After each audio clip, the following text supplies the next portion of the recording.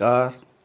बहुत स्वागत है आप सभी दर्शकों का वृश्चिक राशि के लिए शनि गोचर के इस वीडियो में। रेवती नक्षत्र में शनिदेव 17 मई से 9 अक्टूबर 2026।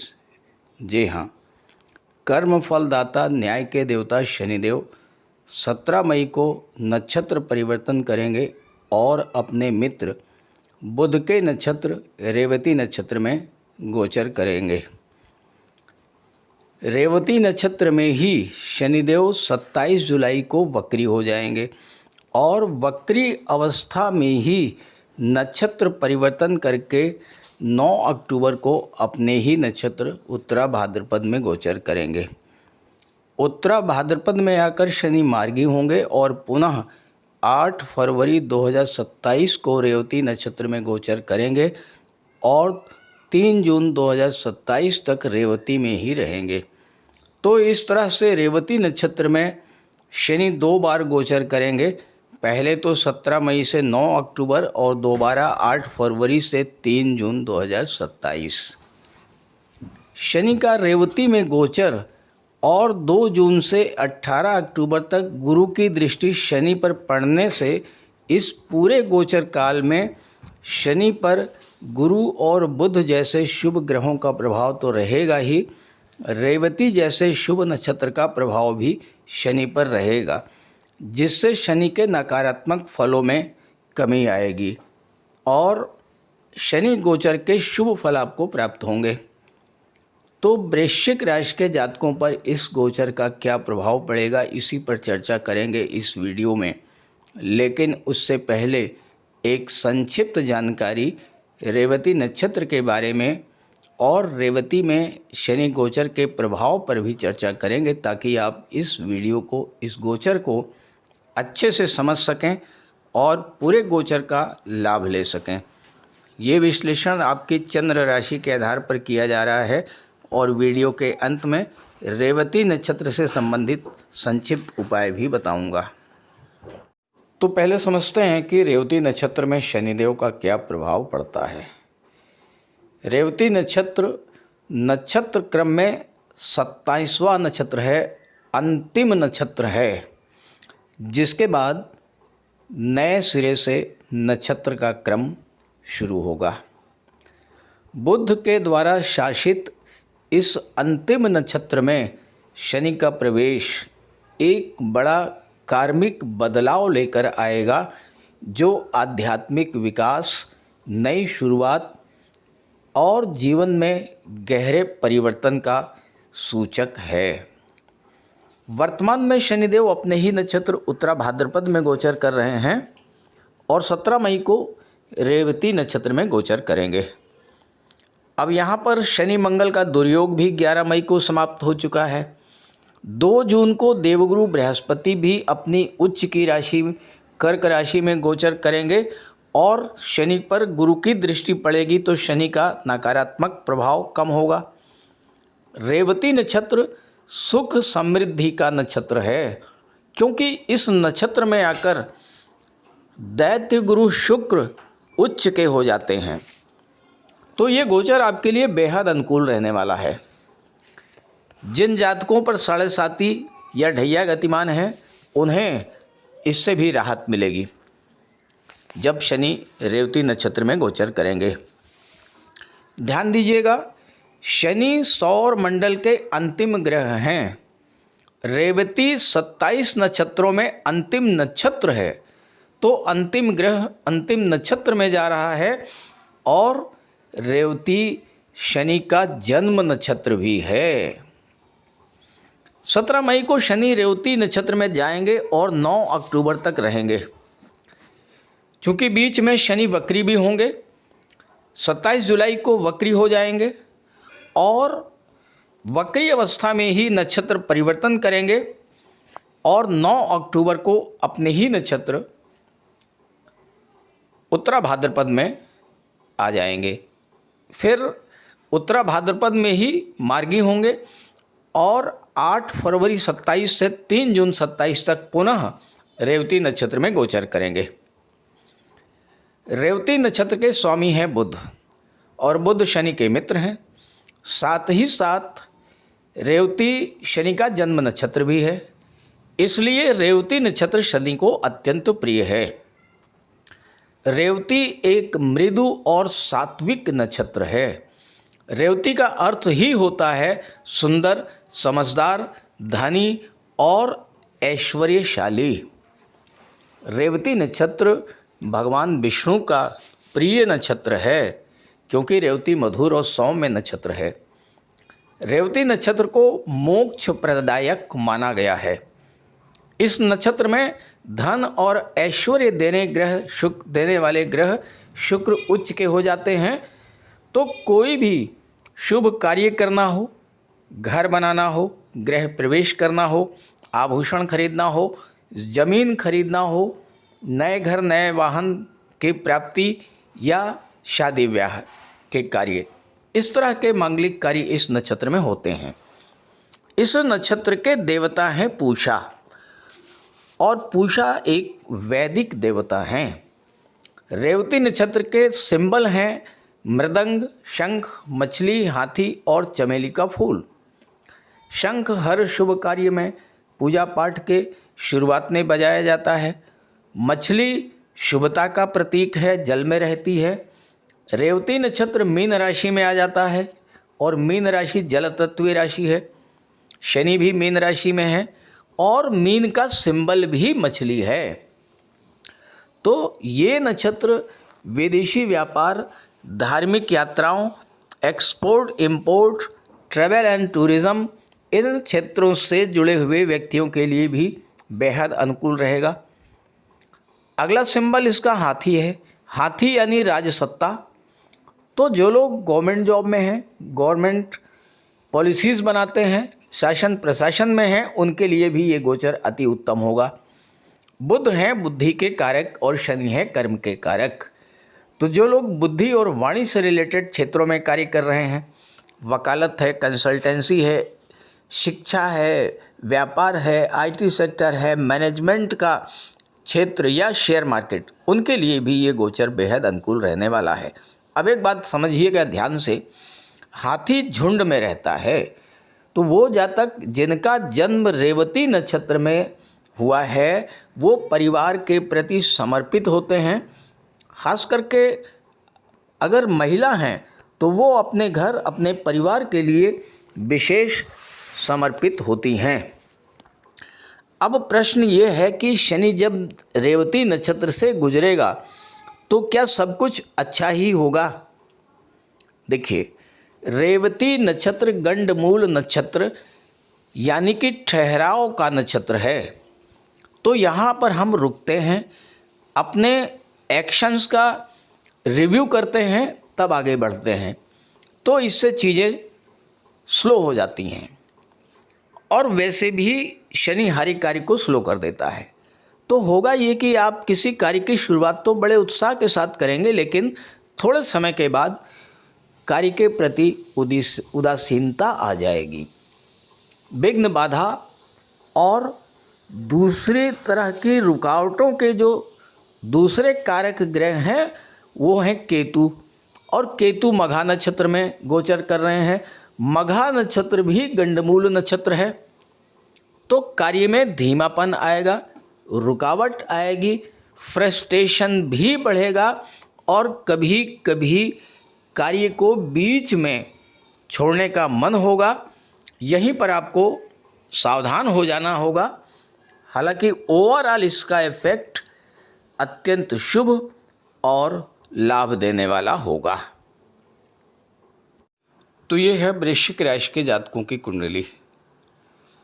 आपके लग्न के स्वामी हैं ग्रहों के सेनापति मंगल, और अभी तक 23 फरवरी से और 11 मई तक मंगल लगातार पीड़ित अवस्था में गोचर कर रहे थे, क्योंकि मंगल पहले तो राहु के साथ थे और फिर शनि के साथ।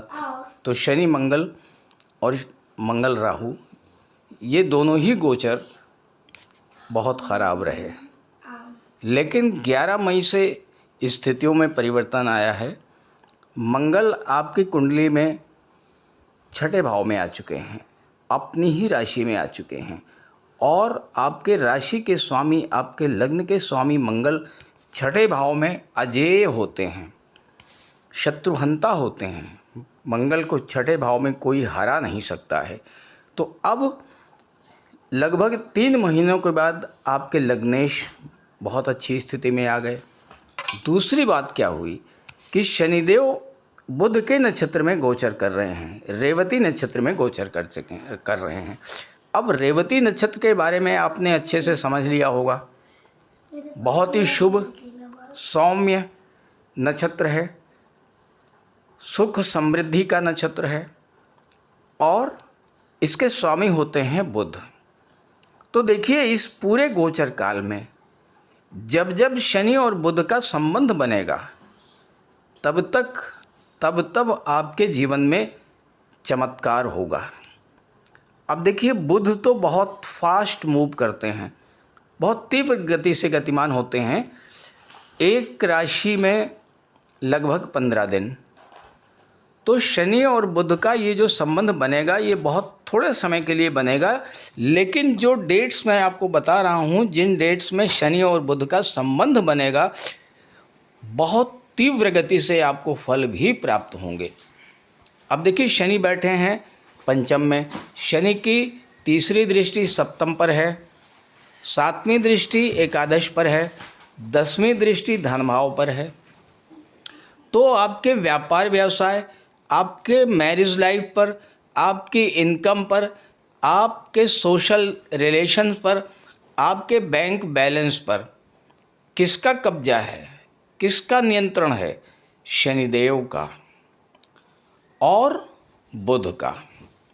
तो अब देखिए, 15 मई से 29 मई के बीच में बुध रहेंगे, 7वें भाव में शनि की दृष्टि पड़ेगी। इसके बाद बुध 22 जून को आ जाएंगे भाग्य भाव में, कर्क राशि में। 22 जून से 7 जुलाई तक कर्क राशि में रहेंगे। यहाँ पर शनि का और बुध का नवम पंचम योग बनेगा, तो शनि और बुध एक्टिवेट होंगे। इसके बाद 7 जुलाई को क्या होगा? वक्री अवस्था में बुध राशि परिवर्तन करके अष्टम भाव में आ जाएंगे। पुनः 5 सितंबर को राशि परिवर्तन करके नवम में आएंगे कर्क राशि में, और 5 अगस्त से 22 अगस्त तक एक बार फिर से शनि बुध का त्रिकोण का संबंध बनेगा। इस गोचर की एक बहुत अच्छी बात क्या होगी, वो ये है कि 2 जून को देवगुरु बृहस्पति भाग्य भाव में अपनी उच्च की राशि में गोचर करेंगे। जुपिटर इन 9th हाउस, और गुरु की दृष्टि पड़ेगी शनि पर। तो यहाँ पर शनि के अशुभ प्रभाव में कमी आएगी। इसके बाद क्या होगा? 7 सितंबर को बुध एकादश में चले जाएंगे और 26 सितंबर तक एकादश में रहेंगे। इसके बाद 9 अक्टूबर को शनिदेव अपने नक्षत्र में आएंगे, उत्तरा भाद्रपद में। उस पर बाद में चर्चा करेंगे। अभी फिलहाल जो चर्चा कर रहे हैं वो रेवती में शनि के गोचर के बारे में। अब देखिए, बुध सप्तम में है, शनि की दृष्टि बुध पर पड़ रही है, और शुक्र की राशि में है। और जैसा मैंने बताया कि रेवती नक्षत्र शुक्र का उच्च का नक्षत्र है, यानी रेवती नक्षत्र में शुक्र उच्च के होते हैं। तो सप्तम भाव में रेवती नक्षत्र, शुक्र, बुध और शनि की संयुक्त ऊर्जा का जब संचार होगा तो 7वें भाव से संबंधित बड़े लाभ आपको अचानक से प्राप्त होंगे। अब 15 मई से 29 मई के बीच में आप देखिएगा, अगर आप विवाह के इच्छुक हैं और काफ़ी दिनों से विवाह के लिए प्रयास कर रहे हैं, कोई अच्छा रिश्ता नहीं मिल रहा है, ऑल ऑफ सडन आप देखिएगा 15 मई से 29 मई के बीच में एक कोई अच्छा सा रिश्ता आपके जीवन में आएगा और विवाह का योग बन जाएगा। व्यापार व्यवसाय में मंदी की स्थिति बनी हुई थी। बुध व्यापार के कारक होते हैं, और जैसे ही बुध यहाँ पर आएंगे अचानक से आपका व्यापार तेज़ी के साथ चमकने लगेगा। और चूंकि शुक्र 12वें भाव के भी स्वामी हैं, अगर आपका विदेशों से व्यापार है तो शनि का रेवती में गोचर करना और बुध पर दृष्टि डालना, ये एक्सपोर्ट इंपोर्ट से जुड़े हुए जातकों के लिए बेहद अनुकूल समय रहेगा। बहुत दिनों से आप पार्टनरशिप में कोई बिजनेस करना चाहते थे लेकिन आपको कोई अच्छा पार्टनर नहीं मिल रहा था, तो ये समय ऐसा होगा कि अचानक से एक अच्छा पार्टनर आपको मिलेगा और आपके कार्य सिद्ध होने शुरू हो जाएंगे। 22 जून को बुध आएंगे नवम भाव में और यहाँ पर गुरु के साथ गोचर करेंगे। भाग्य के कारक, भाग्य के स्वामी और भाग्य के भाव में ही बैठ करके प्रबल भाग्योन्नति कराएंगे आपकी। अब नवम भाव जब जागृत होगा, नवम भाव में शनि बुध गुरु की ऊर्जा का संचार होगा और नवम के स्वामी हैं चंद्रमा। चंद्रमा जो है आपका मन होता है, तो इस समय आपका मन, आपके मन पर बुध गुरु और शनि ग्रहों का साथ ही साथ रेवती नक्षत्र का प्रभाव रहेगा। तो नवम भाव क्या है? नवम भाव होता है भाग्य का। तो इस समय आपका भाग्य जागृत होगा। भाग्य जागृत होने से आपके कार्य बनने शुरू हो जाएंगे। साथ ही साथ एकादश भाव और धन भाव से संबंधित आपको लाभ मिलने शुरू हो जाएंगे। आपके फ्रेंड सर्कल से, आपके परिवार के सहयोग से, आपके व्यापार से, आपके नौकरी से आपको एक अच्छा धन लाभ होने का योग बनेगा। आपके रुके हुए काम बनने शुरू हो जाएंगे।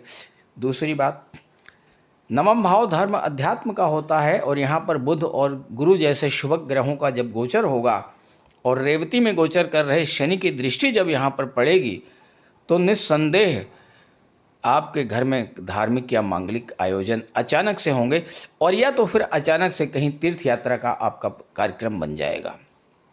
22 जून से 7 जुलाई के बीच में और दोबारा बुध जब 5 अगस्त से 22 अगस्त के बीच में, तो इस गोचर काल में धार्मिक यात्राएं आपकी होंगी। और या फिर कहीं आप टूर एंड ट्रेवल के लिए जा सकते हैं। बुध एक जॉली प्लेनेट हैं, तो मनोरंजन के पर्पज़ से, घूमने टहलने के लिए, पिकनिक मनाने के लिए भी आप अपने परिवार के साथ 22 जून से 7 जुलाई के बीच में और 5 अगस्त से 22 अगस्त के बीच में एक अचानक से आपका कोई कार्यक्रम बनेगा। आप देखिएगा, जब ये डेट्स आएंगी, इन डेट्स को आप नोट कर लीजिएगा और इन डेट्स में इस तरह के कार्य आपके जीवन में होंगे।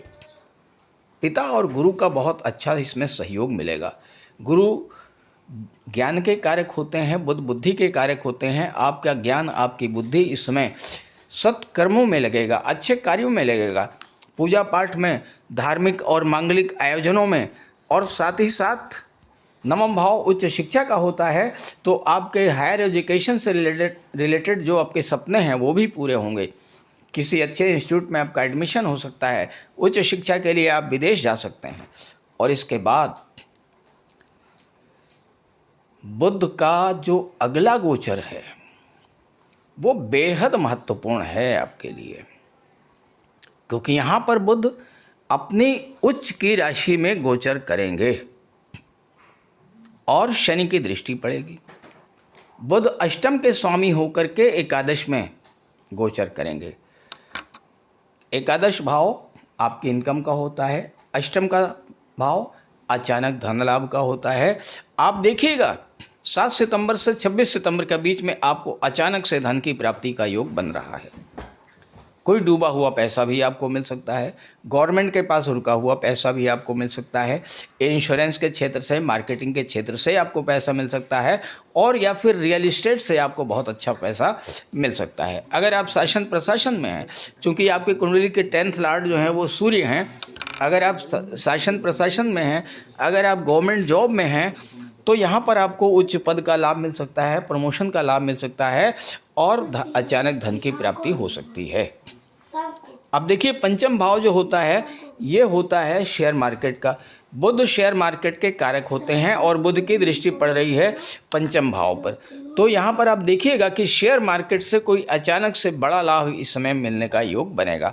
7 सितंबर से लेकर के 26 सितंबर के बीच किसी पुराने निवेश से आपको बड़ा लाभ मिल सकता है, और या फिर इस समय आप जो निवेश करेंगे उससे आपको बड़ा लाभ मिलेगा। संतान के प्रति आपके जो उत्तरदायित्व हैं उनकी पूर्ति होती दिखाई पड़ रही है इस गोचर काल में।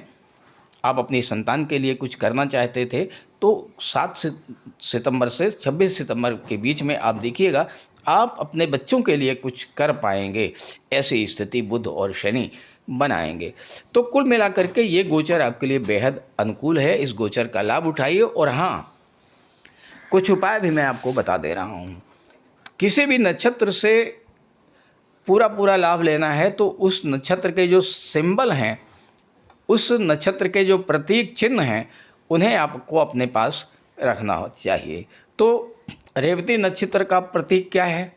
जैसा मैंने शुरू में बताया, मृदंग है, शंख है, हाथी है और चमेली का फूल है। ठीक है, तो इनमें आप क्या कर सकते हैं, इनमें आप अपने पूजा घर में शंख रख सकते हैं, मृदंग रख सकते हैं, ऐरावत का या हाथी का चित्र आप अपने पूजा घर में लगा सकते हैं। इस तरह से कार्य आप करेंगे तो आपको रेवती नक्षत्र के पूरे लाभ मिलेंगे। और साथ ही साथ भगवान श्री गणेश की आराधना करते रहिएगा। गणेश जी को दूर्वा अर्पित कीजिए और गणेश अथर्व स्तोत्र का पाठ कीजिएगा। साथ ही साथ गौ माता की सेवा जरूर कीजिएगा, गाय के लिए चारा। और अगर कहीं आसपास में आप कहीं अपार्टमेंट्स में रहते हैं तो किसी गौशाला में जा कर के कुछ दान कर दीजिएगा। इस तरह के कार्य करेंगे तो आपको बहुत अच्छा लाभ मिलेगा। अब प्रश्न ये है कि ये तो एक जनरल प्रेडिक्शन हो गया, वृश्चिक राशि के करोड़ों जातक हैं, आपकी जन्म कुंडली में क्या स्थिति है ये मैं नहीं जानता हूँ। तो अगर आप अपनी कुंडली को दिखाना चाहते हैं तो इसी वीडियो के डिस्क्रिप्शन बॉक्स में मैंने अपना व्हाट्सअप नंबर दे दिया है। स्क्रीन पर भी मैं अपना नंबर लिख दे रहा हूँ, 9058144128। तो आप इस नंबर पर कांटेक्ट कर सकते हैं। नमस्कार। हाँ।